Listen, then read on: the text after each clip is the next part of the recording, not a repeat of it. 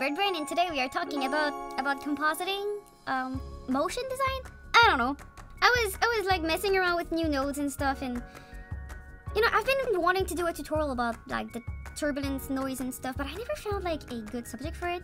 And I guess I played too much Splatoon lately, but yeah, so I recreated this deep cut intro, and so the tutorials are gonna be about that intro because it includes everything I've been wanting to teach you guys. So in here we have a bunch of shapes with like lines like these, but like how do you make these lines? And by the way, nothing in this was drawn. This is 100% nodes, 100% compositing. I didn't draw anything in this.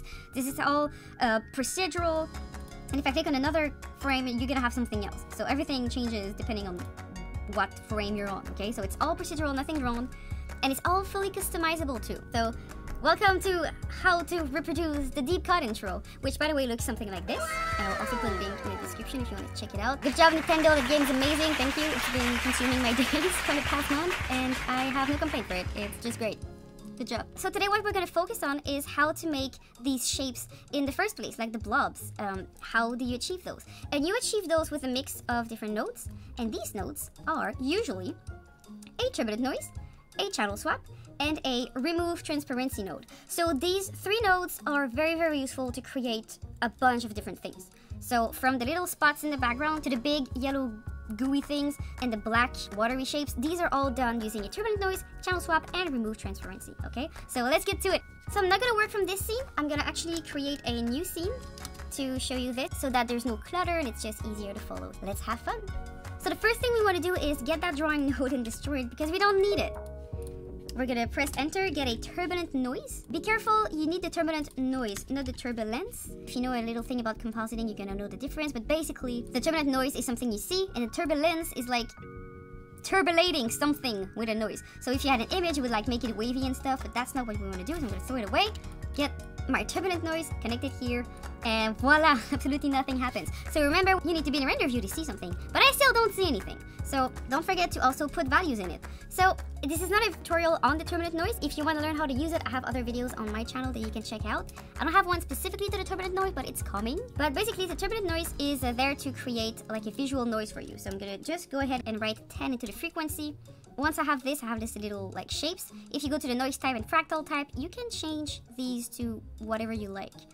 So like I said, it's not a specific tutorial on the turbulent noise. For now, just explore it because I think that's the most important thing with these kind of nodes. You don't have to follow tutorials all the time. You have to be able to discover things on your own with a little help from the documentation, of course. But basically, that's just a node that's going to create a noise for you. There's many different types of noise and they all have different uses.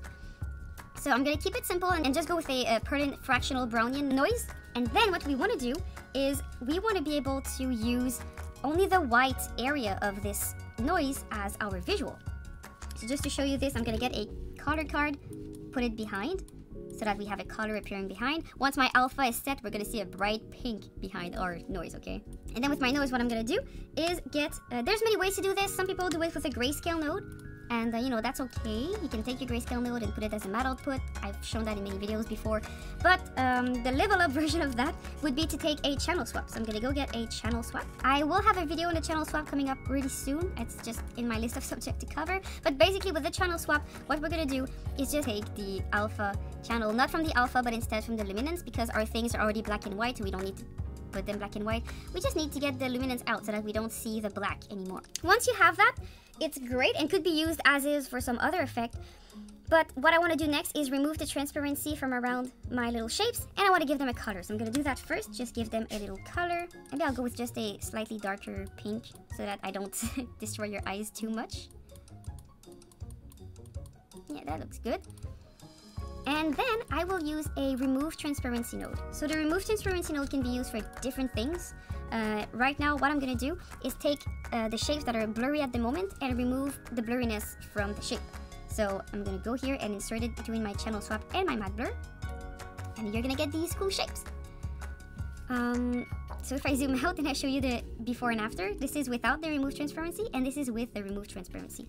So this is like a basic technique that you can use to do anything you want. So I'm gonna go get my noise here. And if I change, for example, the value to 5 or to 1, it's gonna change how it looks. So 1 is what I use to get these broad shapes.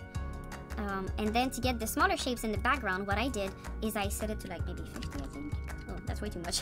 20? Was it 20? Yeah, maybe it was 20. Yeah, it was about 20 or maybe 15. And it's super easy to play with and customize. And after, once you have that, the possibilities of what you can do with it are infinite. So that's not what I'm going to cover today. Today the goal was just to take the turbulent noise and go from this to this. So I'll see you again next week to push this even further and have more fun. So have a nice week. Bye-bye.